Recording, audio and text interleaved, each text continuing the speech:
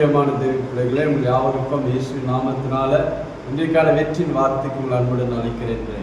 இன்றைக்கான வார்த்தை லூக்கா எழுதின சுவிசேஷம் 18ஆம் அதிகாரம் 27ஆம் வசனம் சொல்கிறார். இயேசுவின் வார்த்தை கேளுங்கள், அதற்கு அவர், மனுஷனால் கூடாதவர்கள் தேவனால் கூடும் என்றார்.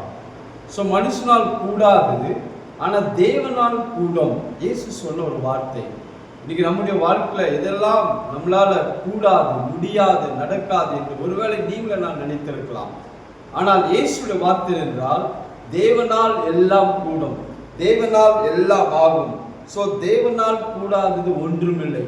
அவரை விசுவாசிக்கிற யாவருக்கும் அவர் சகலத்தையும் செய்து முடிக்கிற தேவனா இருக்கிறபடினால் நம்மளால் ஒருவேளை சில காரியங்கள் முடியாமல், நடக்க முடியாமல் இருக்கலாம், ஆகாமல் இருக்கலாம், கூடாமல் இருக்கலாம். ஆனால் தேவனால் எல்லாம் ஆகும். இயேசு சொன்ன வார்த்தை, தேவனால் எல்லாம் கூடும்.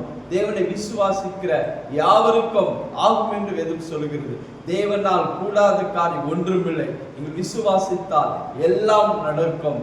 விசுவாசிக்கும் எல்லாம் ஆகும். தேவனால் கூடாத காரியம் ஒன்றுமில்லை. அவரை விசுவாசிங்கள், அவரை நம்புங்கள், அவருக்காக வாழுங்கள். அவரால் கூடாத காரியம் உங்க வாழ்க்கையிலும் என் வாழ்க்கையிலும் ஒன்றுமே இராதபடி இருக்கும். ஏன்னா தேவனால் எல்லாம் கூடும். நான் பவுல் சொல்கிறார், என்னை பலப்படுத்துகிற கிறிஸ்துவால எல்லாவற்றையும் செய்ய எனக்கு பலன் உண்டு. ஏன்னா என் தேவன் எனக்கு பலனா இருக்கிறார், என் தேவன் எனக்கு ஐஸ்வர்யமா இருக்கிறார், என் தேவன் என் பரிசுத்தமா இருக்கிறார், என் தேவன் என் நீதியா இருக்கிறார், என் தேவன் என் ஐஸ்வர்ய சம்பனா இருக்கிறார். அதனால தேவனை அறிந்த நமக்கு தேவனால் எல்லாம் கூடும், தேவனால் எல்லாம் ஆகும். இயேசு சொன்னார், ஒருவேளை மனுஷனால் கூடாதெல்லாம் தேவனால் கூடும் என்றார். இன்றைக்கு அவரை நம்புங்கள், அவரை விசுவாசிங்கள், இயேசு ஏற்றுக்கொள்ளுங்கள், அவரிடத்தில் வாருங்கள். அவர் நம்மால் எல்லாம் செய்ய முடிக்க வல்லவராக இருக்கிறார்.